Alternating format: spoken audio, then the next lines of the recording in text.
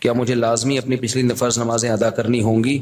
ارسلان صاحب جی ادا کرنی ہوں گی، لیکن ایسا نہ ہو کہ پچھلی کے چکر میں اب اگلی بھی چھوڑنا شروع کر دیں، زیادہ ٹینشن لے لیں۔ فی الحال آپ اپنے آپ کو اس کا عادی بنا دیں، لیکن 6 مہینے سے تو عادت پڑ گئی ہے آپ کی، 5 ماہ سے ماشاءاللہ نماز نہیں چھوٹی، تو زیادہ ٹینشن نہ لیں اس کی۔ لیکن یہ کہ شرعی مسئلہ تو چینج نہیں ہو سکتا، تو اس میں فجر کے ساتھ 2 رکعت فرض فجر کے پڑھ لیے، ظہر کے ساتھ 4 پڑھ لیے، عصر کے ساتھ 4 اور پڑھ لیے، مغرب کے ساتھ پچھلی مغرب کے، عشاء کے ساتھ، اور ہمارے نزدیک وطر بھی چونکہ واجب ہیں، نبی صلی اللہ علیہ وسلم کی اس بارے میں صحیح حدیث موجود ہیں، تو وطر کی بھی قضا کرنی چاہیے۔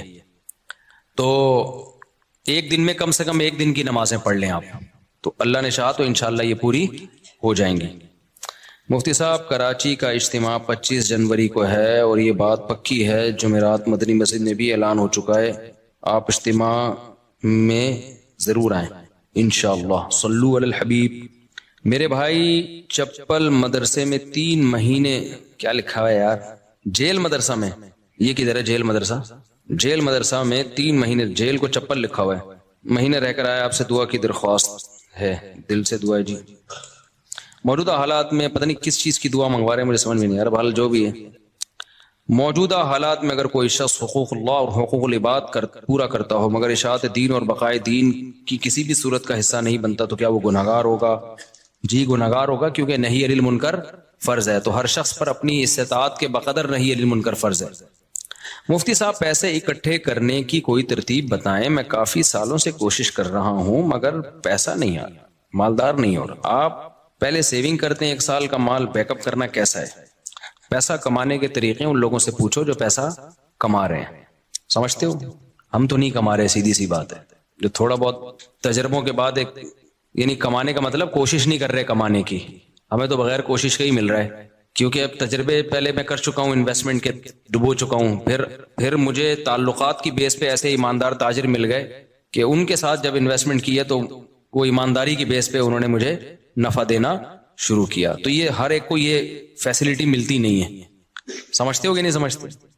تو ایماندار لوگوں کا ملنا بڑا مشکل ہے۔ اب جب انسان کے تعلقات بہت بڑھتے ہیں تو پھر ایماندار لوگ اس کو لاکھوں میں 2-4 مل جاتے ہیں، اب آپ کو تو لاکھوں ملیں گے نہیں تو 2-4 کہاں سے ملیں گے اس میں؟ تو یہ جو ہے نا پیسہ کمانے کا، ان لوگوں سے پوچھو جو پیسہ کمانے کے طریقے جانتے ہیں۔ میری تو زندگی پیسے کو لات مارنے میں گزری ہے، نہیں کمانے میں گزری ہے۔ لوگ یہ سن کے حیران ہوتے ہیں مولوی صاحب باتیں کیسی کر رہے ہیں، اور یہ کوئی خوشی کی بات نہیں ہے کہ لات مارنے میں گزری، بے وقوفی کی ہے میں نے، لیکن کی ہے یہ کاروبار میں نے کیا تو جان کر اس کو ٹھپ کرنے کی کوشش کی۔ یعنی میرے پاس کسٹمر جب آتا تھا نا، 2007-8 کی بات کر رہا ہوں، میرا شہد کا بزنس تھا، گھر میں شہد کا اسٹاک پڑا ہوا ہوتا تھا، یہاں بندہ آ کے کہتا تھا جی کہ جی 1 کلو آپ بیری کا شہد، یہ کیش اماؤنٹ دے رہا ہوں آپ لے آئیں جا کے۔ میں کہتا اوپر کون جائے یار سیڑھیاں چڑھ کے جانا پڑے گا، لے کر آنا پڑے گا۔ تو میں کہتا تھا ایسا کریں آپ کل آ جائیں، کائنڈلی آپ کب آ جائیں؟ وجہ اس کی یہ تھی کہ مجھے یہ تھا کہ ناشتہ میں نے کر لیا، دوپہر کھانا میں نے کھا لیا، رات کا کھانا پڑا ہوا ہے، مدرسے سے اتنی تنخواہ مل رہی ہے کہ میرا راشن پانی 2 گھروں کا ہو جاتا ہے، مہینے کے بعد کچھ نہیں بچتا تو تنخواہ آ جاتی ہے۔ تو اور اگر جامعہ سے تنخواہ نہیں ملے، بعض دفعہ وہاں بھی حالات ایسے چلتے رہتے ہیں 2-2 مہینے، تو دکان والے سے اتنے تعلقات ہیں وہ کریڈٹ پہ دے دیتا ہے، جب 2 مہینے بعد تنخواہ ملے گی تو 2 مہینے کے اکٹھے پیسے نمٹا دیں گے اس کو۔ تو ایسے ہمارا حساب کتاب چل رہا تھا۔ تو مجھے یہ تھا کہ یار میری خواہش کیا ہے، گھر ذاتی گھر پراپرٹی تو میری خواہش نہیں ہے، ایک گھر مسجد نے دیا ہوا ہے، ایک جامعہ تو رشید مجھے اس کا رینٹ دیتا ہے، میں جامعہ میں ٹیچر ہوں، تو گھر کا رینٹ، وہ 2 بیویاں تھیں میری اس وقت، تو ایک کا رینٹ جامعہ دے رہا ہے، گیس بجلی کا بل، اور ایک گھر مجھے مسجد میں امامت ہے، تنخواہ تھوڑی ہے لیکن مجھے یہ سہولت ہے، انہوں نے گھر دیا ہوا ہے، اور مجھے کیا ضرورت ہے پیسہ، میری جو اپنی کھوپڑی تھی وہ یہ تھی۔ تو گھر میں آٹا، دال، گوشت، انڈا جو ضرورت ہوتی ہے، ہر روزانہ گوشت نہیں بنتا تھا، ہفتے میں 1-8 دفعہ گوشت بن جاتا ہے، بہت ہے ہفتے میں، کیٹو ٹوپی ڈرامہ چھوڑ دو، کیٹو ڈائٹ یہ غریبوں کے کام نہیں ہے۔ غریب آدمی سب کچھ کھا کے بھی ٹھیک رہتا ہے، اور امیر آدمی روزانہ انٹرنیٹ پہ سرچ کر رہا ہوتا ہے کیا کھانا ہے، پھر بھی مر جاتا ہے بہت جلدی۔ تو ظاہر ہے ہم اپنی کیٹو بھی کھائیں گے تو اپنی حیثیت کے حساب سے کھائیں گے نا۔ تو ہفتے میں 1 دن ہمارے گوشت بنتا تھا اور 1 دن کڑھی بنتی تھی، دال چاول 1 دن، وہ ہمارا اس سیٹ اپ چل رہا تھا۔ صبح مجھے پراٹھے میں نہیں چھوڑ سکتا تو انڈے پراٹھے مجھے ہو جاتے تھے، تو میں سوچتا تھا یار میرا تو گزارا ہو رہا ہے، بچوں کی اسکول کی ہم نے ٹینشن لی نہیں، ہم نے کہا پیسے ہوں گے تو اسکول پڑھا دیں گے، نہیں تو بھائی ہوم اسکولنگ، گھر میں رہو بس پڑھو، جتنا اماں کو آتا ہے وہ پڑھا دے گی، جتنا ہمیں آتا ہے ہم پڑھا دیں گے۔ تو اب اس کے بعد مجھے جو میں دل کی، میرے جو دوست احباب ہیں نا ان سے آپ یہ پوچھ سکتے ہیں، آپ سمجھیں گے صاحب شو مار رہے ہیں، شو نہیں مار رہا، میں اپنی برائی کر رہا ہوں، یہ برائی سے کر رہا ہوں، یہ ٹھیک نہیں ہے، آپ ایسا نہ کریں کہ ہمارا اپنا مزاج ہمیشہ سے ایسا ہی رہا. تو اب یہ کہ یار کیونکہ اب پڑ ہی نہیں رہی سر پہ نا, کوئی ضرورت ہی نہیں آ رہی. جب پڑتی ہے تو پھر آدمی کمانے کے سوچتا ہے, پڑ ہی نہیں رہی سر کے اوپر. میری ضرورت تھی پراٹھا. مجھے یاد ہے جب میں نے دوسری شادی کا ارادہ کیا, اچھا پراٹھا بھی گھر کا نہیں, مجھے ہوٹل ہی کا پراٹھا چاہیے, گھر کا نہیں. گھر میں وہ مزہ نہیں آتا پراٹھے میں, جتنا بھی اچھا بنا وہ. ابھی میرے ساتھ بیٹھ کے پراٹھا کھاؤ تو تمہیں پتا ہے. ایک دن لاہور سے ایک بندے آئے, انہوں نے کہا یہ پراٹھے بیان میں بہت کرتے ہو. میں اس کو لے گیا ہوٹل میں, میں نے ناشتہ کرا, کہہ رہا یار واقعی ایسا پراٹھا آج تک میں نے نہیں کھایا. تو وہ بڑے پیٹ کے لیے بہت نقصان دہ ہوتے ہیں, لیکن یہ ذہن میں رکھیے گا, وہ سفید آٹے کے پراٹھے ہوتے ہیں, مزہ بہت ہے یار. ٹھیک ہے. تو اب کیا تھا کہ میں نے کہا میری بنیادی ضرورت, بنیادی بھی نہیں ہے, عیاشی ہے پراٹھا. بنیادی ضرورت تو ناشتہ ہے ہی نہیں, 2 ٹائم کی روٹی ہے, ناشتہ تو آپ کی گریوی ہے. تو میں یہ سوچتا تھا کہ یار میرے پاس تو گھر بنانے کے پیسے نہیں ہیں, اللہ نے 2 گھر مجھے فری پھوکٹ کے دیے ہوئے ہیں. ایک کا کرایہ وہ ادارہ دے رہا ہے جہاں میں ٹیچر ہوں, اور ایک مجھے مسجد میں امامت کی وجہ سے امام ہونے کی حیثیت سے ملا ہوا ہے. ابے میں تو کروڑ ارب پتی آدمی ہوں, لوگوں کے پاس ایک گھر نہیں ہے, میرے پاس 2 گھر. اللہ کی قسم دل میں یہ کیفیت, یہ اوپر سے نہیں کہہ رہا. اور لوگ روتے ہوئے آ رہے ہوتے تھے, میں ذاتی گھر نہیں بنا سکا اور میرے پاس یہ نہیں. میں کہتا اس کو دیکھو پاگل آدمی. مجھے اس پہ ترس اس پہ نہیں آتا تھا ذاتی گھر نہیں ہے, مجھے اس پہ آتا تھا یہ بیوی بیچارے کی ایک ہی ہے. میں عیاشی کر رہا ہوں, میری بیویاں کتنی ہیں, 2 ہیں. تو رینٹ کے گھر تھے ہمارے, رشتے بھی ہم بیچتے تھے. تو کہ بھائی تیسری شادی کے لیے پیغام بھیجا, کہاں رکھو گے بھائی, وہ دوسری کو آمادہ کر لیا کہ تیسری کو اپنے ساتھ رکھ لے. انہوں نے کہا بھائی آج کل کوئی نہیں رہتا اس پہ میری بہت دنوں تک شادی نہیں ہوئی. پھر ایک دفعہ ہو بھی گئی تھی, ایک دفعہ ہوئی تھی تو تبھی ہوئی نا, پھر 3 وہ اسی ایام میں ہوئی ہے, انہی غربت کے ایام میں. تو الحمدللہ اس وقت مجھے کہیں اتنا سی بھی فیلنگ نہیں ہوئی ہے کہ میں غریب ہوں. اللہ کی قسم میری یہ کیفیت تھی, میرے سے بڑا سیٹ شاید دنیا میں کوئی بھی نہیں. وجہ اس کی یہ تھی, میں سوچتا تھا کہ ایک ہوتی ہے ضرورت, اللہ میری صرف ضرورت پوری نہیں کر رہا بلکہ مجھے ضرورت سے کئی گنا زیادہ دے رہا ہے. یہ جو پراٹھے میں صبح انڈے کے ساتھ پھوڑ رہا ہوں یہ میری ضرورت بولو. تو میں تو 3 ٹائم کا کھانا کھا رہا ہوں یار, گوشت ہفتے میں 1 دن کھا رہے ہیں تو کیا ہوا. دال چاول اور بھنڈی کا جو مزہ ہے, خدا کی قسم بھوک لگ رہی ہو, بھنڈی ایسے پھوڑتا ہے آدمی, میں تو مزے لے کے کھانا کھاتا ہوں. بھوک لگ رہی ہو, ابھی مجھے لگ رہی ہے بھوک, باقی مجھے سخت بھوک لگ, میں نے دوپہر کھانا نہیں کھایا اس لیے بھوک لگ رہی ہے, صبح کا ناشتہ کیا ہوا ہے. تو اب میں نے سب گھروں میں فون گھمایا ہے کیا پکا ہوا ہے. یہ سہولت ہے, تم غریبوں. اب میرا تمہیں گالیاں دینے کا دل چاہ رہا ہے. ہم نے فوکس کیا شادیوں کو جو نیچرل ہے, تم فوکس کرتے ہو بحریہ ٹاؤن کو, گاڑیوں کو. یہ نیچرل تھوڑی ہے یار, جو نیچرل لذتیں ہیں وہ تو بیوی اور بچوں میں ہیں. سمجھتے ہو کہ نہیں سمجھتے؟ بیویاں ہونی چاہیے, بچے ہونے چاہیے, وہاں سے محبتیں ملتی ہیں. گاڑی بھی تو تھوڑے دن میں دھی بھر جاتا ہے, پھر آدمی کہتے ہیں اس سے اونچی کی گاڑی, پھر اس کے بعد پھر بڑے بڑے لوگ گاڑیاں بیچ دیتے ہیں, اوبر میں جا رہے ہوتے ہیں. وہ یہ کھلونے ہیں تھوڑے دن کے دل بہلانے کے, ان سے دل بھر جاتا ہے. نہ بیویوں سے دل بھرتا ہے نہ بچوں سے دل بھرتا ہے. یہ تو نیچرل ہے نا, پراٹھے سے دل بھرتا ہے. کبھی روٹی سے دل بھرا کسی کا؟ 1 دن کھائی 2 دن کھائی, اب میں نہیں روٹی کھا رہا, پھر بھوک لگے گی, پھر روٹی کھانے کا دل. یہ نیچرل ہے. تو ہم شروع سے کوشش کرتے ہیں نیچر پہ رہیں بھائی, نیچر پہ رہیں. تو یہ تو بچکانا باتیں ہیں, گاڑی بنگلہ بحریہ ٹاؤن, پیسہ بہت دے دیا تو بنا لو, نہیں ہے تو یہ کوئی تھوڑی فضول چیزیں یار. دیواروں اینٹوں سے, میں نے تو اپنی زندگی میں ایسے ایسے لوگوں کو دیکھا اربوں روپے لگا کے انہوں نے شیش محل بنایا, اتنا بہترین گھر, خدا کی قسم رہنا نصیب نہیں ہوا. جس دن گھر تیار ہوا ہارٹ اٹیک ہوا, مر گئے. کاش وہ اربوں روپے لگا کے اپنی صحت کا خیال کر لیتے یا کچھ اور کر لیتے. تو وہ بچے بھی پھر وہ فری پھوکٹ کے پیسہ نا بیچ باچ کے کھا رہے ہوتے ہیں, عیاشیوں میں اڑا رہے ہوتے ہیں. تو اس لیے ابھی جو ہے وہ میں نے گھروں میں فون گھمایا تو شلجم اور جو ہے گوشت کا شوربہ کہیں نہیں پکا ہوا تھا. تو گارڈوں سے میں نے پوچھا تم لوگوں نے کیا پکایا, انہوں نے کہا شلجم گوشت. میں نے کہا ہم آپ کے ساتھ کھانا کھائیں گے آج. شلجم گوشت شوربے والا تازہ, سب مزہ آتا ہے یار. بڑے گوشت میں نا شلجم ڈال دو, سبزی ڈال کے پکاؤ, بڑا مزہ. تو اتنی خدا کی قسم یہ لذیذ نعمتیں اللہ, بھوک لگ رہی ہو, اچار ہو, دال چاول ہو, کڑی پتے والی, آپ کو لگ نہیں رہی نا, اس لیے آپ کو مزہ نہیں آ رہا. ابھی سموسے کھا کے بیٹھے ہوگے آپ چائے کے ساتھ. جس کو بھوک لگ رہی ہو نا اس کو میری باتوں کو وہ انجوائے کرے گا. مجھے چونکہ لگ رہی ہے, باتوں میں مزہ آتا ہے. یہ نیچرل لذتیں ہیں جن کو یہ مل رہی ہیں, بس وہ عیاشیوں میں ہے بھائی. کیا کرنا ہے ایسی دولت کا, نہ کچھ کھا سکتا ہے نہ.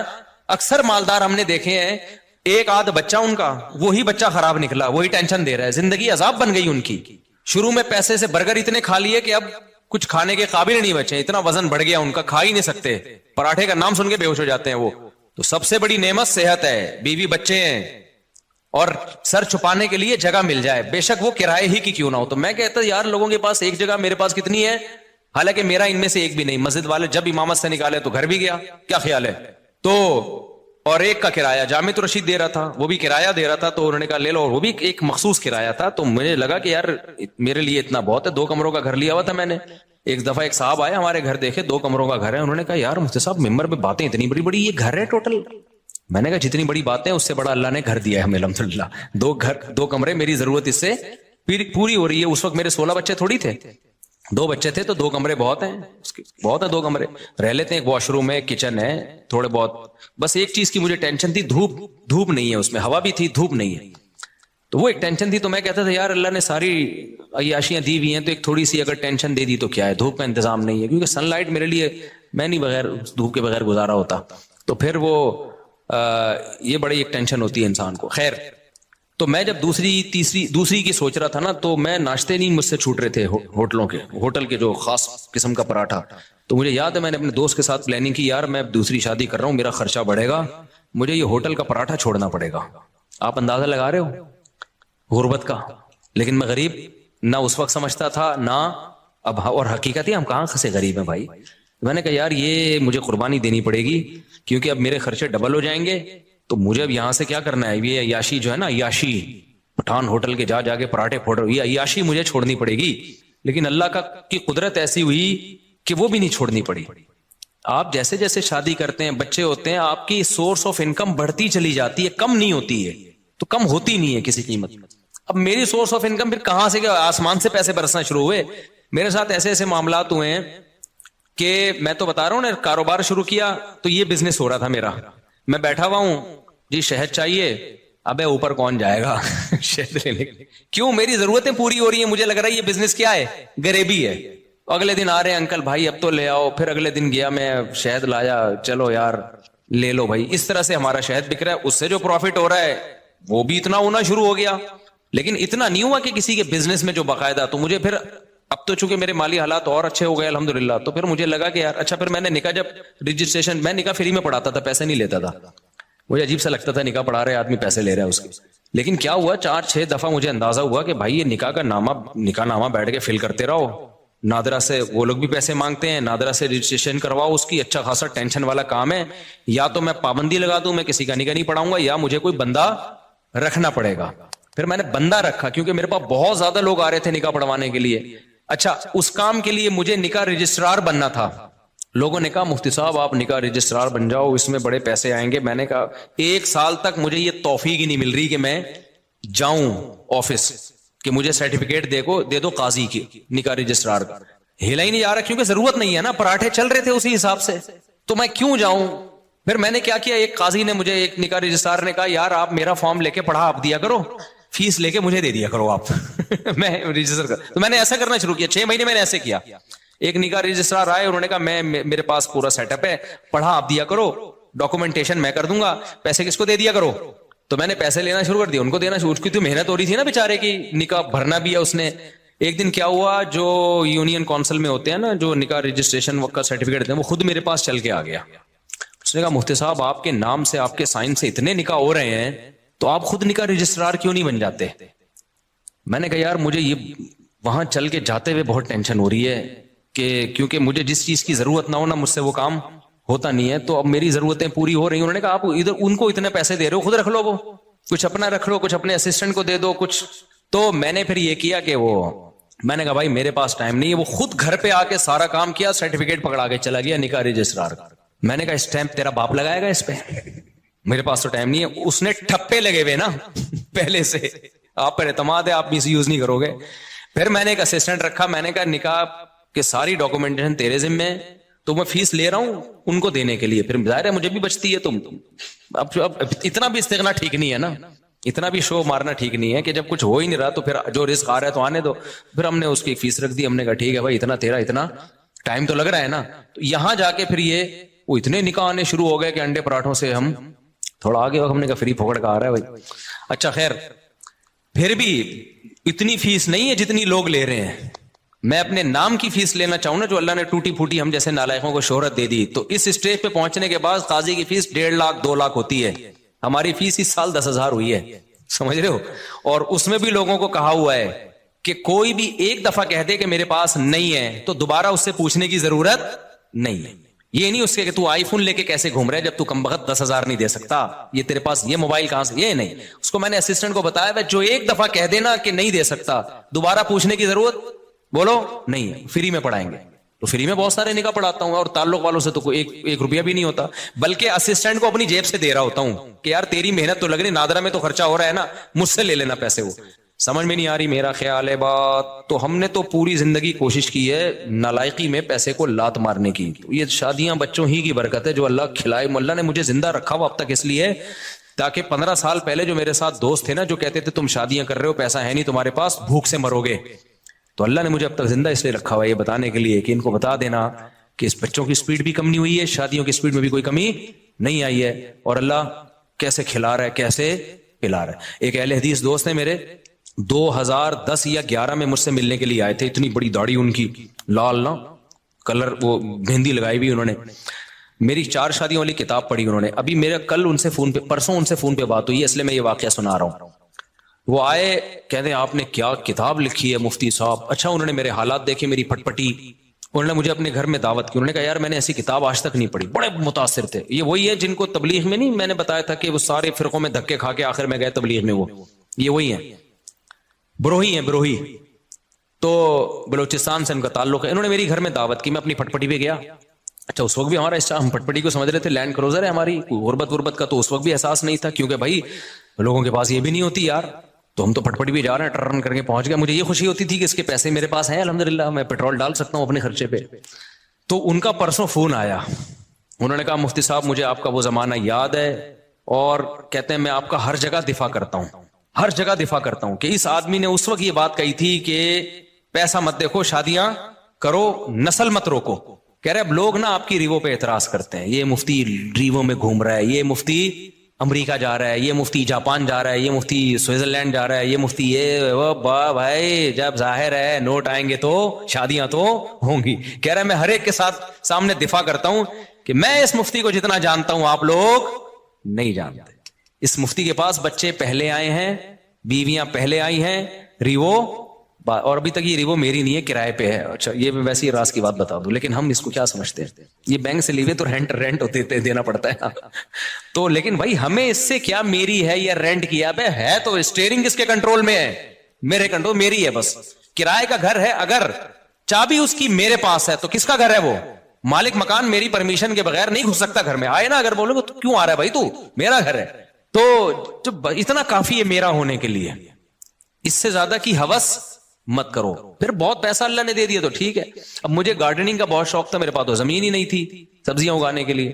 تو اب ایک ہے تو گورنمنٹ ہی کی زمین ہی ہے لیکن کسی کام کی نہیں ہے, تو ہم نے یہاں پودے لگانا شروع کر دیے. جب تک کوئی چھیڑ نہیں رہا تو ہم اپنی سمجھ رہے ہیں. ابھی میں نے اس کا ولاگ بھی بنایا ہے, لوگ سمجھ رہے ہیں مصطفیٰ کے پاس بڑا ایریا زبردست, حالانکہ وہ گورنمنٹ کی زمین ہے لیکن مجھے اس سے کیا کرنا, جب وہ میرے کام میں سبزی اگا کے مجھے دے رہی ہے, میرے ٹماٹر کا شوق پورا کر رہی ہے, میری بھنڈی کا شوق پورا کر رہی ہے, تو ابھی اپنی بھی تو یہی کرتی ہے. اس میں گورنمنٹ تو خوشی ہوگی اچھا کسی کام میں آ رہی ہے. یہ جو نرسری والے ہوتے ہیں یہ تو فٹ پاتھوں پہ لگا رہے ہوتے ہیں نا, یہ جو فٹ پاتھ پہ نہیں, وہ جو بیچ میں روڈ کے بیچ میں جگہ ہوتے ہیں, گورنمنٹ تو چاہتی ہے اچھا ہے گرینری ہوگی, تو بس وہ اپنی سمجھو اس کو یار. تم تو مجھے کیا کرنا ہے کہ کاغذ میں میرے نام ہو. بھائی جو چیز میرے استعمال میں وہ کس کی ہے, آپ نے پراٹھا اپنے خرچوں سے خرید کے مجھے اس میں شریک کر لیا, تو یہ پراٹھا کس کا ہے, میرا ہے. مزہ وہی آئے گا اس میں. اب میں کہ یہ میں نے چونکہ اپنے پیسوں سے نہیں خریدا, ابے تو بے وقوف آدمی ہے, تو کسی اور کے پیسوں سے اگر تو تجھے پراٹھا کھلا رہا ہے اور تیرا دوست ہے, کوئی بھگاری بن کے نہیں کھلا رہا, کوئی ایسا نہیں وہ بعد میں تجھے تانے دے رہا ہو, تو تمہیں تو نوالا پیٹ میں جا رہا ہے نا, تمہاری تو بنیادی ضرورتیں پوری ہو رہی ہیں. اب تمہارے خرچے پہ ہو کسی اور کے خرچے پہ ہو, تمہیں آم کھانے سے مطلب ہے, تمہیں پیڑ گننے سے مطلب نہیں ہونا چاہیے. تو میرے رب کے مجھ پر احسانات ہیں. جب میں پیدا ہوا تو مجھے ماں بھی ملی محبت والی, باپ بھی ملا محبت والا, بہن بھائی کی نعمت ملی, ابا اماں کھلاتے رہے, اس وقت میرے خرچے پہ نہیں ابا کے خرچے پہ ہم کھاتے رہے, ہمیں کھانے سے مطلب تھا. اللہ نے ہمیں گھر کی چھت بھی دی, ابا کے گھر تھا وہ, میرا گھر نہیں تھا. تو مجھے اس سے کیا غرض کہ مجھے تو گھر مل گیا نا جو میری ضرورت ہے. پھر جب ہماری شادی ہوئی, دوسری جب ہوئی, تو دھکے مار کے گھر سے نکالنے کی کوشش سے پہلے ہی ہم نکل گئے. الحمدللہ ہمیں پتا تھا نکال دیا جائے گا لیکن ہم پہلے ہی نکل گئے. تو لیکن نکالا نہیں ہے, دوسری زیادہ باتیں نہیں جا سکتی. خیر, تو اب کچھ باتیں آنے میں گھر والے بھی سن رہے ہوتے ہیں, وہ بھائی بھائی بولوں کہ آپ کیا باتیں کر رہے ہیں. اچھا خیر, تو پھر مجھے ایک گھر کرائے پہ مل گیا, تو میری تو چھت, مجھے وہی چھت مل گئی الحمدللہ, پراٹھے اسی طرح سے چلتے رہے, کھانا پینا چلتا رہا, اب تک بھی چل رہا ہے. تو میں نے اس لیے کاروبار کو بدتمیزی کے ساتھ کاروبار کیا کہ کچھ ضرورت ہی نہیں پڑ رہی یار, کوئی مصیبت پڑے نا, بھوک لگ رہی ہے, مر رہے ہیں, تو پھر آدمی اخلاص سے کرتا ہے. تو ہماری مہینے کے اینڈ کے بعد نہیں, مجھے اگلے مہینے کی پہلی تاریخ کو میرے ساتھ کیا ہوگا یہ مجھے نہیں پتا ہوتا تھا.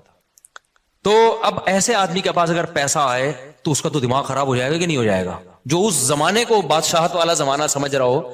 تو میرے پاس تو اگر ریوو آ گئی تو میں تو کہہ رہا ہوں یار, میں تو پٹپٹی کو سمجھتا تھا کیا یہ جو نہیں ہوتی دھکے والی پٹپٹی.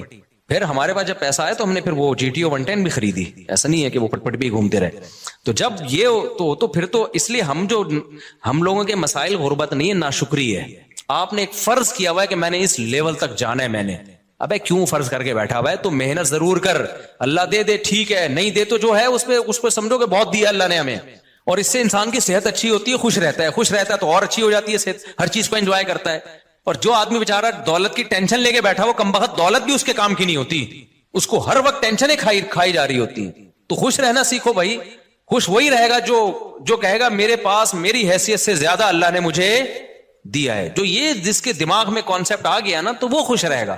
اور جو یہ سمجھنے لگا کہ میری ضرورت اتنی ہے, اللہ دے کم رہا ہے مجھے, تو بھی ٹینشن میں جاؤ گے. تو پراپرٹی کو ٹینشن نہ بناؤ, ذاتی گاڑی کو ٹینشن, بولو پیسہ کمانا نہ چھوڑ دو, پہلے ہی مرے ہوئے لوگ ہیں اور مر جائیں گے. ایسا نہ ہو میری موٹیویشن سے آپ سمجھے پیسہ, غریب لوگ ہیں, ملک کا بیڑا غرق ہو رہا ہے, لوگوں کے پاس پیسہ آئے گا تو ملک کو بھی فائدہ ہوگا. پیسہ کوشش کرو ڈالر میں کماؤ, پاکستانی کرنسی میں پیسہ کمانے کا زکات دینی چاہیے ایسے آدمی کو جو یعنی کرنسی میں پیسہ کما رہا ہے.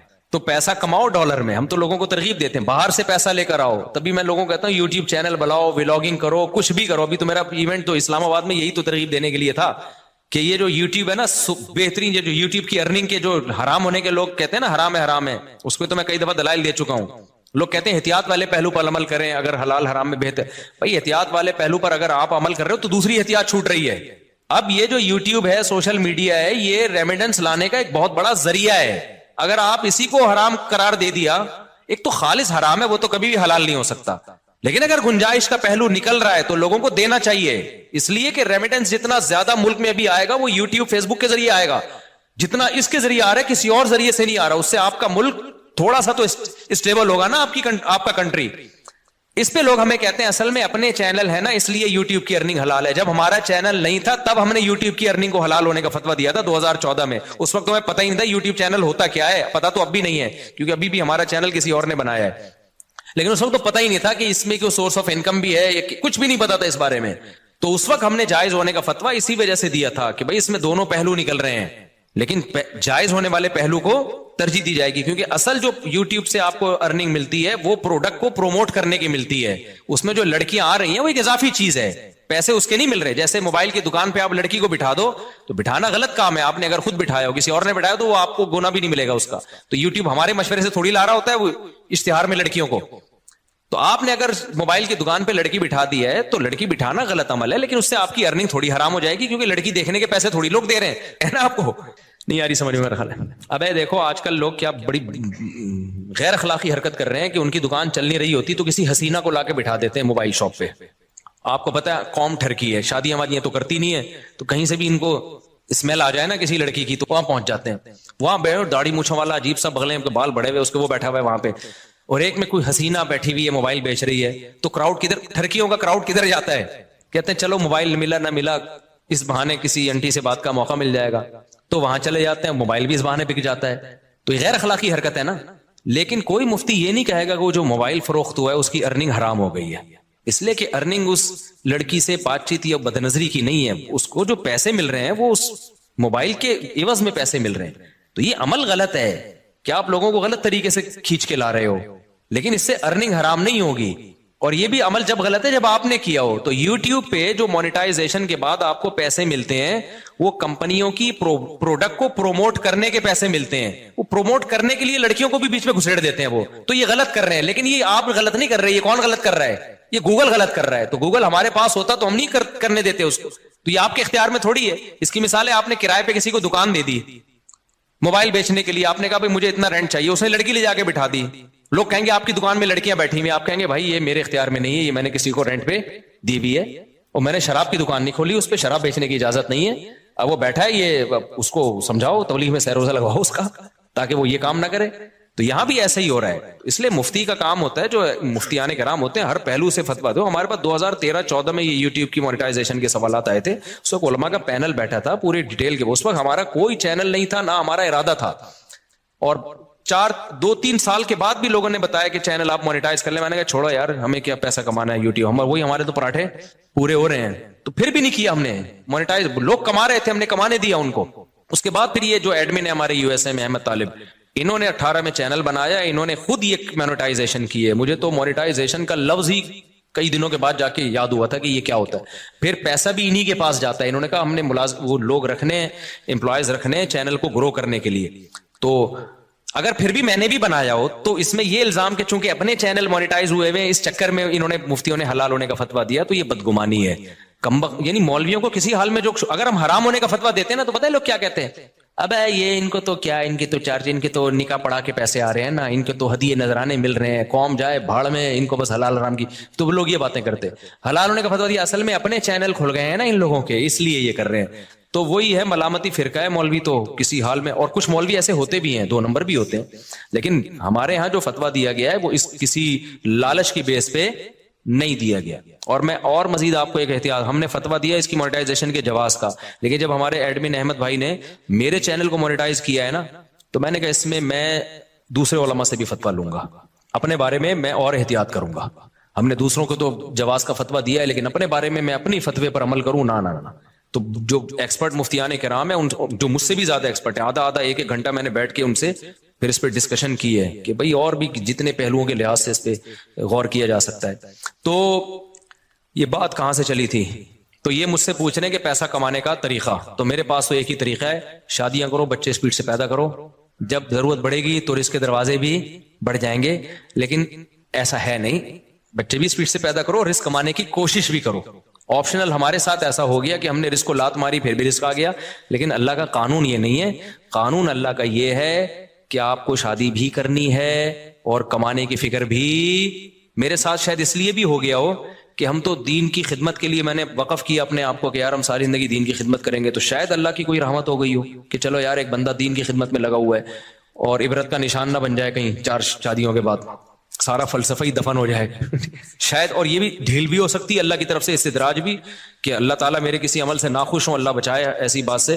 لیکن بہرحال اللہ کہ ٹھیک ہے ابھی کھا لے بیٹا, تجھے پکڑوں گا میں, اللہ بچا کے, یہ بھی ڈر لگتا ہے ہمیں. تو یہ بہت سارے ہو سکتے ہیں, لیکن جو شریعت کا اصول, قاعدہ اور ضابطہ ہے کہ جیسے نماز پڑھنا فرض ہے, رزق حلال کمانا اور اس کی کوشش کرنا بھی اسی طریقے سے فرض ہے. تبھی میں ان دنوں میں بھی تعریف کے طور پر یہ باتیں نہیں کرتا تھا. میں کہتا یار یہ میں نالائق ہوں, مجھے کرنا چاہیے, جو میرے بچوں کی سپیڈ اسی سپیڈ سے پیدا ہو رہے ہیں, تو مجھے ان کے فیوچر کی فکر کرنی چاہیے, کچھ کاروبار کرنا چاہیے, کچھ جو ہے نا کمانے کی فکر کرنی چاہیے.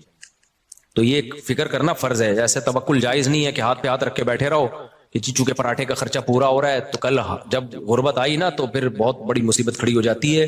4 بیویاں مل کے تمہیں چترول لگائیں گی پھر صحیح بات کہ دکان پکوڑوں کی اور باتیں. تو ایک بھی شادی کر رہا ہے, اور ایک بھی شادی غربت میں بڑے مسائل کھڑے ہو جاتے ہیں. ایک غربت اللہ کی طرف سے ہوتی ہے, بھئی آپ نے کوشش کی پھر بھی نہیں ہو رہا, تو اس میں تو انسان صبر کرے. ایک اپنی حماقت سے ہوتی ہے, وہ خطرناک ہے, وہ خراب ہے. آج کل جو زیادہ تر غریب ہے نا, ہم وہ اپنی حماقتوں سے ہیں. باقی یہ جو بھائی نے پوچھا ہے پیسے کمانے کا طریقہ, تو بھائی ماہر لوگوں سے پوچھیں. آپ یہ دیکھیں آپ کے اندر کیا قابلیت ہے. ایک اہم بات, ابھی جو ہم اسلام آباد میں گئے نا, ایک بڑے یوٹیوبرز آئے ہوئے تھے. ایک یوٹیوبر نے بڑی پیاری بات کی, ادھر ملیر کینٹ کے تھے وہ. انہوں نے کہا کہ یہ جو بھی پیسہ کمانے کی کوشش کرتا ہے نا, اور وہ چاہے کہ پہلے دن میں آ جائے گا, وہ کبھی بھی کامیاب نہیں ہوتا.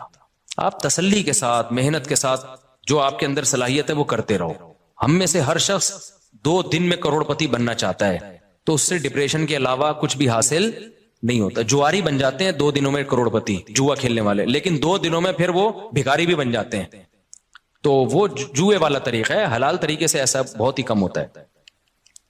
میں سوچتا بہت ہوں مگر عمل نہیں کرتا. جیسے حج ورزش کرنی ہے, جاگنگ کرنی ہے, رات کو پوری پلاننگ کر لوں گا مگر حج نہیں مجھے کیا اسٹیپ لینا چاہیے, پہلا قدم اٹھاؤں اور عمل کروں. میں نے پورا جمعے کا بیان اس پہ کیا ہے کہ ڈائری پہ لکھنا سیکھو.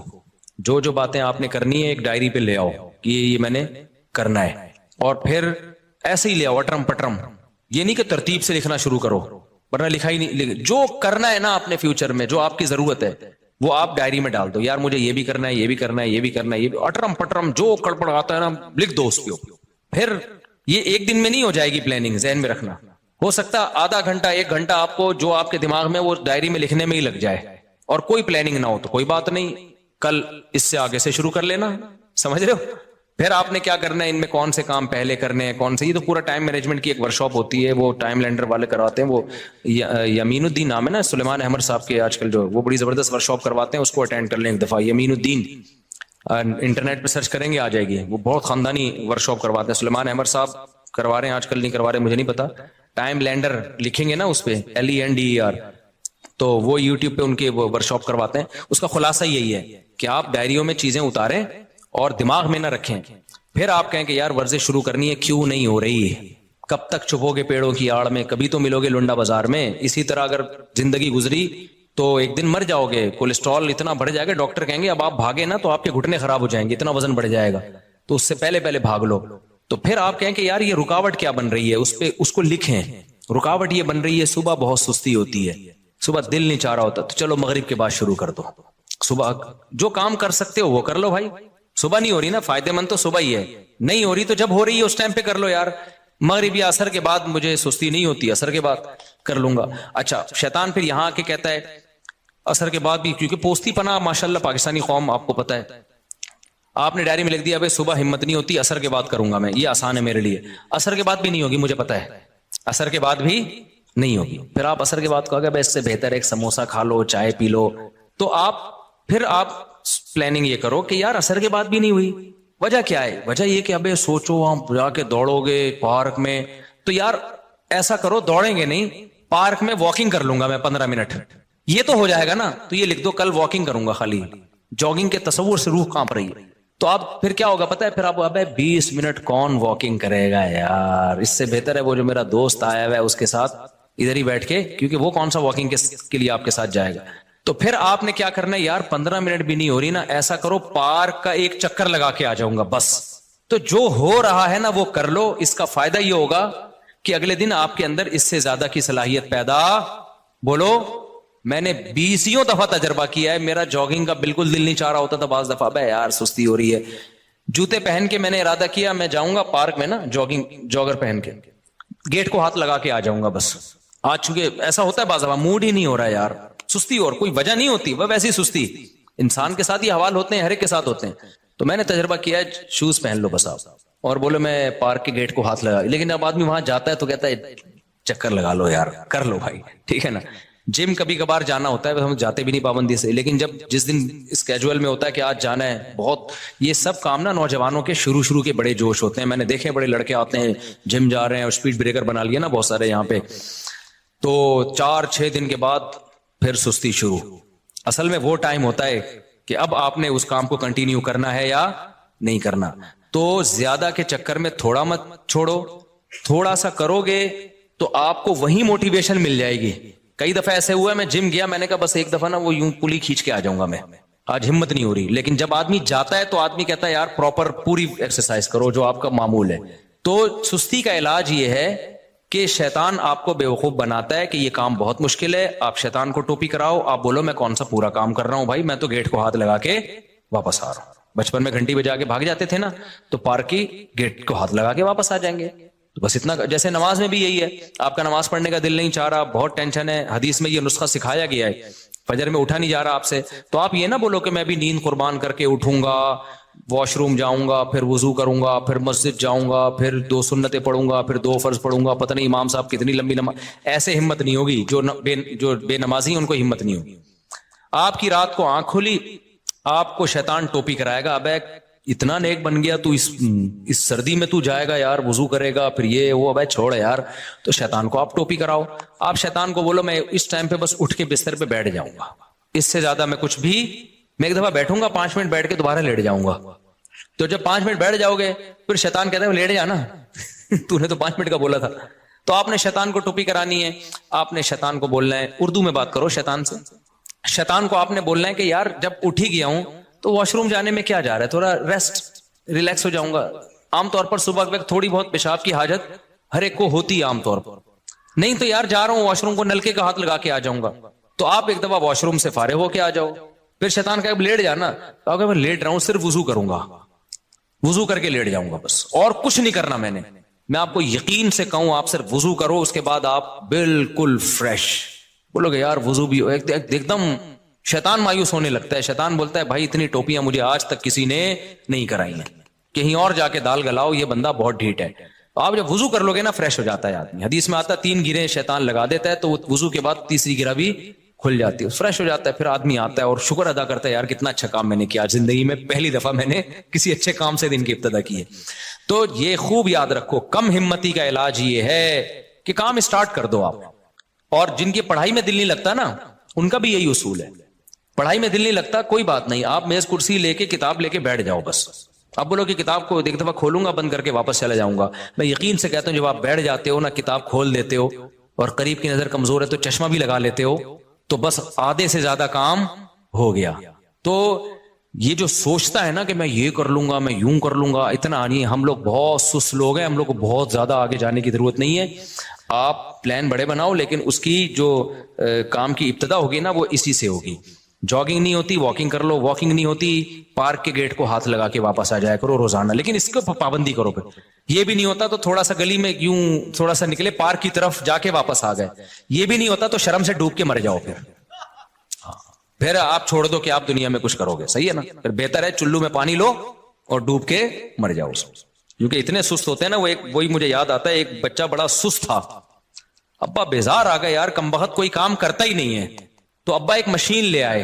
ابا نے کہا بیٹا میں نے تیرے کام آسان کر دیے, بٹن دبائے گا جو کام کہے گا وہ ہو جائے گا. بٹن دبا دیا روٹی آ جائے گی, بٹن دبا دیا کپڑے آ جائیں گے. وہ بچہ کہتا ابا بٹن کون دبائے گا, بٹن دبانے کے لیے ایک الگ مشین لے کر آؤ. تو یہ چل رہا ہے مارکیٹ میں. بس جلدی مسائل ختم کر دوں میں. مفتی صاحب سب سے پہلے السلام علیکم, ایزی پیسہ جائز میں لون لینا جائز ہے یا نہیں؟ دیکھو ایزی پیسہ یا جائز کیش میں جو آپ لون لینا, ہاں وہ جو لون لیتے ہیں نا وہ لون نہیں ہوتا, وہ آپ کو فری وہ کالز دی جاتی ہیں جس کے جو مہنگی کر کے دی جاتی ہیں, اس کو وہ لون سے تعبیر کرتے ہیں کہ آپ 100 روپے کا بیلنس ڈلوا لیں. حالانکہ بیلنس نہیں آتا, 100 روپے میں جتنے کال کے یونٹ ملنے چاہیے نا, جو 80 روپے میں ملنے چاہیے وہ 100 روپے میں مہنگا کر کے دے رہے ہوتے ہیں آپ کو. تو یہ لون نہیں ہے, لون تو کوئی پیسہ دے رہا ہو نا, یہ پیسہ تھوڑی, یہ تو آپ کو کالز بیچ رہے ہیں, مہنگی کر کے بھیج رہے ہیں آپ کو کالز کے یونٹ, کیونکہ چیز ہمیشہ کیش پہ سستی ہوتی ہے اور کریڈٹ پہ مہنگی ہوتی ہے. تو یہ جائز ہے, اس میں کوئی حرج نہیں ہے, وہ لون نہیں ہے. ہم نے ہر طرح سے اپنے بھائی کو سمجھا دیا کہ کام کرو, صلواتیں بھی بہت سنائی, وہ آپ کے بیان میں موجود ہیں, ان کی اصلاح کر دیں, کام کر لیں, بیوی بچوں کی ذمہ داری اٹھا لیں. جب وہ کسی کام کے نہیں تھے ان کی شادی کیوں کرائی؟ یہ بھی تو بڑا مسئلہ ہے نا.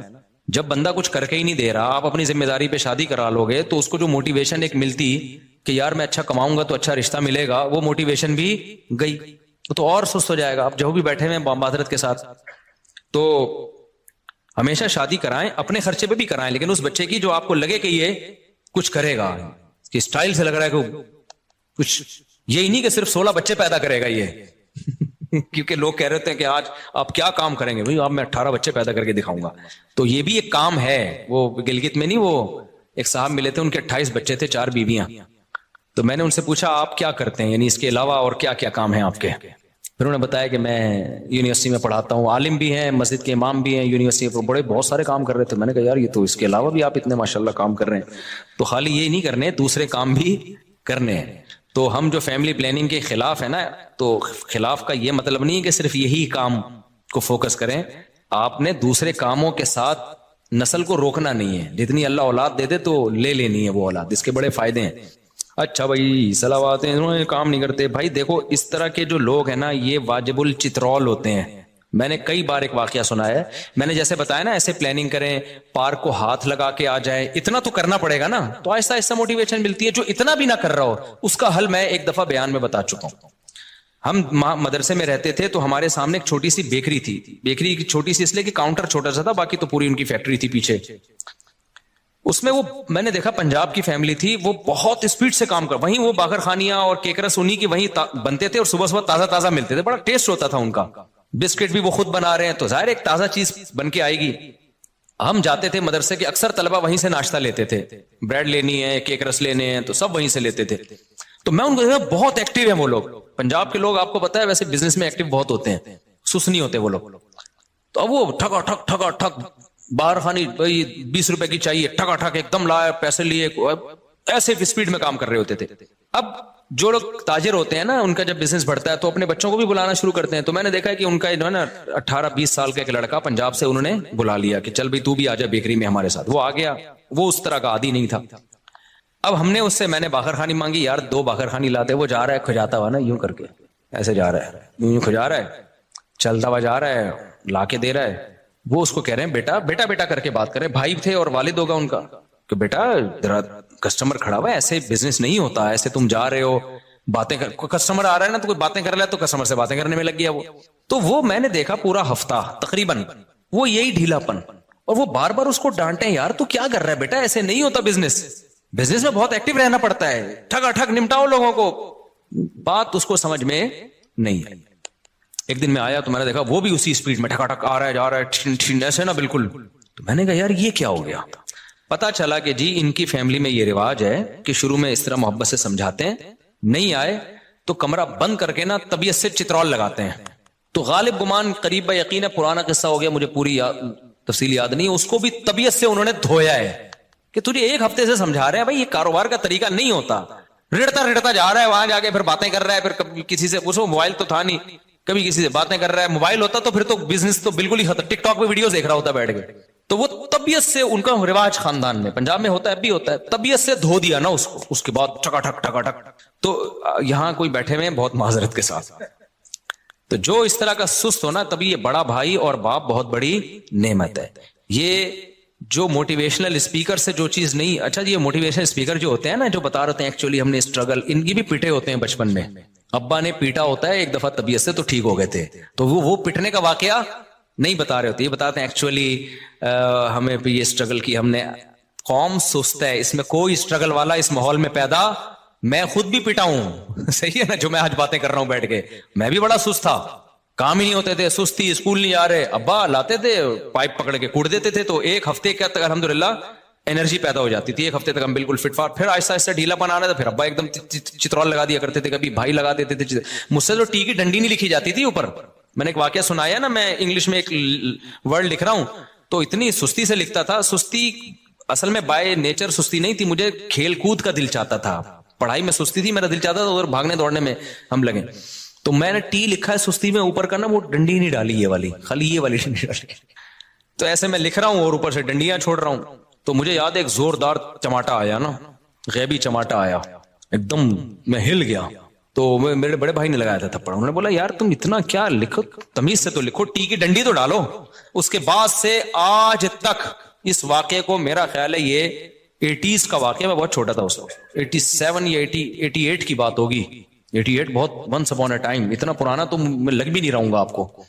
تو 88 کی بات ہوگی. اس کے بعد سے آج تک سب کچھ بھول سکتا ہوں. جب میں ٹی میرے بھائی بھی یہ واقعہ بھول گئے ہوں گے, جب بھی میں ٹی لکھتا ہوں نا, اوپر کی ڈنڈی آج تک میں نے کبھی نہیں چھوڑی. ہو سکتا ہے کوئی لفظ لکھ رہا ہوں اسپیلنگ غلط لکھ دوں, میں 2-3 الفابیٹ ہی چھوڑ دوں, لیکن جہاں ٹی آئے گا تو پورا آئے گا, اس کے اوپر کی ڈنڈی کبھی بھی. تو کچھ چیزیں ہوتی ہیں جو گھر میں بہت سست ہونا, ہل کے نہیں دے رہا ہو. آپ نے موٹیویشنل اسپیکر بھی سنا دی, اس کو سب کی تقریریں سنا دی, ہماری تقریر پھر بھی تو بہترین ہے, ایک دفعہ اس کو طبیعت سے دھو ڈالو, انشاءاللہ سیٹ ہو جائے گا. لیکن آج کل بچے بدتمیز اتنے ہو گئے ہیں, بڑا بھائی ڈانٹ دے تو وہ آگے سے جواب دے دیتے ہیں, باپ ڈانٹ دے تو آگے سے جواب دے دیتے ہیں. تو اس بدتمیزی والے ماحول میں تو پھر تربیت نہیں ہو سکتی بھائی. تو اس لیے کہتے ہیں پہلے بچوں کو تمیز سکھاؤ, بعد میں باقی چیزیں سکھاؤ. ہر طرح بھائی کو سمجھایا, وہ بھائی بیچارہ اللہ خیر کرے. آپ نے پچھلے جمعے میں کہا تھا میں پہلے خود کو اسٹیبل کرنے کا ہدف بناؤ, پھر بعد میں ماں باپ کو حج کروانا. اگر ایسا کریں گے تو اس سال حج کا سیزن چلا جائے گا, تو چلا جائے بھائی. ایک صاحب نے مجھ سے پوچھا کہ میرے پاس پیسے نہیں ہیں, تو میں ہدف ایک ویژن بنا رہا ہوں کہ ماں باپ کو حج کراؤں. ان کو میں نے کہا تھا آپ غلط چیز کو ویژن بنا رہے ہو, آپ ویژن بناؤ کہ میں پہلے اسٹیبل ہو جاؤں, میں پیسہ کما لوں. تو اس کے طریقے, جب پیسہ آئے گا تو پھر آپ نے دیکھنا ہے کہ اب آنے کے بعد کیا کیا کرنا ہے. اب کیونکہ اگر آپ نے حج کو ویژن بنایا اور آپ کے پاس پیسہ آیا اور آپ نے حج میں خرچ کر دیا تو ہو سکتا ہے اس سے زیادہ ضروری چیزیں رہ جائیں. کل آپ لوگوں کے سامنے بھیک مانگ رہے ہو, حج تو حاجی تو ہو گئے آپ, تو پہلے تو ایک اسٹیبل تو ہو جاؤ نا. غریب آدمی پہ حج تھوڑی فرض ہے. اب غریب آدمی پلاننگ کر رہا ہو حج کی, تو پلاننگ میں پہلے یہ دیکھنا ہے کہ الاہم فالاہم, حج ہے ہر ایک پہ فرض. اگر ہر ایک پہ فرض ہوتا نا پھر آپ بناتے, یا جن پہ فرض ہو گیا وہ تو ضرور پلاننگ کریں حج کی, لیکن جن پہ حج فرض ہی نہیں ہے. ہمارے ایک جاننے والے ہیں, غریب آدمی, مجھے پتا ہے بیچارے کی تھوڑی سی تنخواہ ہے اور ابھی اس کی عمر ہے آگے ترقی کرنے کی. اس نے اتنے سال پیسے جمع کر کے نا عمرے کے پیسے جمع کیے, بہت اچھا جذبہ تھا اس کا. میں نے کہا دیکھو آپ ابھی ایک غریب آدمی ہو اور آپ کی ابھی شادی ہوگی, آپ کے آگے اولاد ہوگی, اتنی مشکل سے آپ نے پیسہ جمع کیا. عمرہ کرنا یقیناً بہت بڑی عبادت ہے, لیکن جتنی گنجائش ہے اس حساب سے آپ پلاننگ کرو نا. آپ تہجد میں کچھ فوکس کر لو, آپ کچھ صدقہ خیرات کر لو. عمرہ تو مالدار لوگوں کا کام ہے. تو آپ کی, مجھے پتا تھا اس بیچارے کی محدود آمدن ہے. میں نے کہا آپ کو اللہ نیت ہو گئی نا ثواب دے دے گا, یہ پیسے کسی کاروبار میں لگا دو فی الحال. آپ جب پیسہ آئیں گے تو حج بھی ہوتے رہیں گے, عمرے بھی ہوتے رہیں گے انشاءاللہ. اور جو ہے وہ سیروزہ لگا لو تبلیغ میں تاکہ دین پہ قائم رہنے کی توفیق ملے. تو عمرہ کرنے سے میں نہیں روک رہا آپ کو, لیکن میں روک رہا ہوں ایسی چیز سے. دیکھو اس کی مثال ایسے جیسے نبی کی خدمت میں ایک صحابی آئے سارا مال لے کے کہ سارا صدقہ ہے, آپ نے منع کیا کہ سارا صدقہ مت کرو. اب اشکال ہوا لوگوں کو, ابو بکر کا تو سارا مال قبول کر لیا. بھائی ابو بکر کا جو توکل ہے وہ لیول اور ہے, اور ہر ایک کا لیول توکل کا ابو بکر جیسا نہیں ہوتا. تو ہمارے نبی نے صحابہ کو سارا مال صدقہ کرنے کا حکم نہیں دیا, فرمایا اپنے گھر والوں کے لیے رکھو, کل مسائل آ سکتے ہیں, لوگوں کے سامنے ہاتھ پھیلانے پڑیں گے. تو اب آپ کی ارننگ بہت تھوڑی سی تھی, آپ نے اتنے پیسے جمع کر کے عمرے پہ خرچ کر لیے سارے. اس کے بعد کل آپ کے پاس حالات ایسے آ گئے, آپ لوگوں سے بھیک مانگتے پھر رہے ہو, تو عمرہ فرض تو نہیں ہے نا. تو اس لیے میں نے ان کو منع کیا. اب کوئی ہو سکتا ہے کوئی میری وہ بات کو سن کے بولے یار مفتی صاحب عمرے سے روک رہے ہیں لوگوں کو. عمرے سے نہیں روک رہے, ہمیں پتا ہے اس بیچارے کی ابھی کم عمری ہے, یہ جذبہ اس کا اچھا ہے, لیکن اس میں وہ فقہی بصیرت نہیں ہے. کل اس کے حالات, کل ماں باپ اتنے تانے دیتے ہیں, آج آپ کے پاس پیسے نہیں ہے تو ماں باپ کی آنکھوں کا تارا بھی وہی ہے. تہجد میں دعائیں بھی اس بچے کے لیے ہوں گی جو پیسے کما کے لا رہا ہو. تو فرض ہوتا نا پھر تو کرنا ہی کرنا ہے. جب فرض نہیں ہے تو نوافل پہ وہ پیسہ خرچ کرے جس کے پاس اضافی پیسہ ہو, پھر وہ کرے. پھر آپ حج جب فرض ہو جائے تو حج تو کرنا ہی کرنا ہے. تو جن کے پاس کچھ مالی گنجائش ہے وہ تو حج کی پلاننگ کریں. جو کھانے کو مسائل چل رہے ہیں, غربت مہنگائی ہے, تو پھر حج کی پلاننگ کے بجائے آپ پیسہ کمانے کی پلاننگ کر لو. ایک واقعہ سنا کے ہی میں بات ختم کرتا ہوں. مجھے یاد ہے ہمارے ایک دوست تھے, ان کا بیوی سے بڑا جھگڑا چل رہا تھا. وہ میرے استاذ کے پاس آئے, انہوں نے کہا میں چاہتا ہوں اپنی بیگم کو حج کرا دوں تاکہ بیگم کا مجھ پر, میرا اور بیگم پر ایک احسان ہو جائے گا, تو ہو سکتا ہے تعلقات اچھے ہو جائیں. انہوں نے کہا بھائی اگر تعلقات اچھے کرانے کے لیے بیگم کو حج کرا رہے ہو نا, تو حج کے بجائے پراپرٹی لے کے بیگم کو گفٹ کر دو, اس سے بہت اچھے تعلقات ہو جائیں گے. اتنی نیک بیگمات آج کل مارکیٹ میں شارٹ چل رہی ہیں ٹھیک ہے نا, کہ حج کرنے سے وہ زیادہ خوش کس سے ہوگی کہ مجھے پراپرٹی مل گئی. ہاں اتنی مہنگی پراپرٹی کہ بیگم کے پاس جانے گا, بیگم پہ حج فرض ہو جائے تو وہ تو پھر ایک الگ بات ہے نا. پھر تو وہ بیگم کو واجب ہو جائے گا کہ بیچ کے حج کرے وہ, یعنی اس سے تھوڑی سستی ہو. تو میں بیٹھا تھا, میں نے کہا اس کا حج کا اچھا ویژن تھا, لیکن کتنے بڑے بزرگ اس کو روک کس سے رہیں گے. تمہارا مقصد کیا ہے؟ تعلقات اچھے کرانا نا. تو بیگم کو حج کرا کے, آج کل اتنے اچھے وہ ہوتے ہیں لیکن بہت نیک بیگمیں ہونی چاہیے اس کے لیے. ورنہ آج کل بیگم کہتی ہے ہمیں گولڈ بنا کے دے دو, ہمیں کوئی پراپرٹی لے کے دے دو, تو تعلقات اچھے اس سے ہوں گے. اور جب ایک دم اچھے تعلقات ہو جائیں گے نا, پھر حج پہ جاؤ گے تو وہاں بھی آپ کے ساتھ اچھا گزارا ہوگا. بھی پھڈے ویسے ہی چل رہے ہیں, حج پہ لے گیا نا تو یہ تعلقات, حج پہ تو تعلقات اتنی ٹینشن ہوتی ہے اور تعلقات خراب ہونے کا خطرہ ہوتا ہے.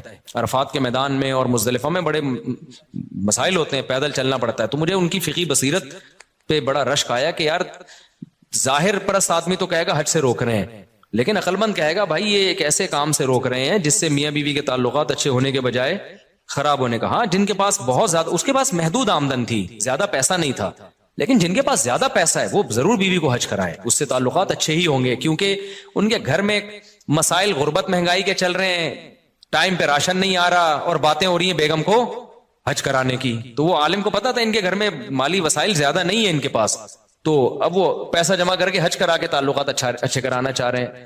تو ظاہر ہے وہ تو جب دوبارہ حج کے بعد آئیں گے, جب ٹماٹر کے پیسے نہیں ہوں گے, سارے تو آپ نے حج پہ لگا دیے, بھنڈی کے پیسے نہیں ہوں گے, تو اور لڑائیاں ہوں گی. بیگم کہے گی حج گیا ایک طرف, بھائی مجھے کھلا بھائی تو اس لیے جو محدود آمدن جن لوگوں کی ہے تو وہ ایسی پلاننگ نہ کریں, وہ پہلے آمدن بڑھائیں. جب آمدن آ جائے گی تو پھر اس میں کہیں کہ یار سب سے پہلے کس کو فوکس کرنا ہے؟ حج کو, اللہ کے گھر کی زیارت کو. میرے ساتھ اللہ کا کتنا بڑا احسان ہے. میری اب دنیا میں ٹریولنگ شروع ہوئی, میں نے اللہ سے دعا مانگی, اللہ سب سے پہلا بیرون ملک سفر میرا بیت اللہ کا ہو. تو میری ایک تمنا تھی کہ سب سے پہلا میرا سفر ملک سے باہر حج کا سفر ہونا چاہیے. تو اللہ نے وہ الحمدللہ قبول کی. میں دنیا میں جہاں بھی گیا ہوں سب سے پہلا میرا سفر ہوا حج کا, اور میں نے یہ بھی کہا اللہ میں نے عمرہ بھی نہیں کرنا, مجھے پہلے حج کرا. فرض پورا ہوگا تو پھر مجھے عمرہ کرنے میں بھی مزہ آئے گا, بھائی ایک ذمہ داری پوری ہو گئی ہے. تو اللہ نے کہا میرے پر احسان ہوا کہ میرا پہلا سفر جو ملک سے باہر ہوا, وہ ایک اور سفر بھی ہوا تھا, وہ زیادہ ڈیٹیل میں نہیں جاؤں گا میں اس کی. تو جو آفیشلی جو سفر ہوتا ہے نا وہ ہوا میرا, وہ حج کا سفر ہوا. تو میں نے کہا اب دنیا میں جاؤں, پہلی دفعہ آدمی جائے کہ ہاں بھائی ملک سے باہر نکلے تو اللہ کے گھر کی زیارت کے لیے. تو میں لوگوں سے بھی کہتا ہوں جب آپ کے پاس وسائل ہیں تو بھائی سب سے اول درجے پہ حج کو رکھو. وسائل نہیں ہیں تو پھر حج کی پلاننگ بناتے بناتے جو بہت سارے اور بھی ضروری کام ہیں وہ آپ کے رہ جائیں گے.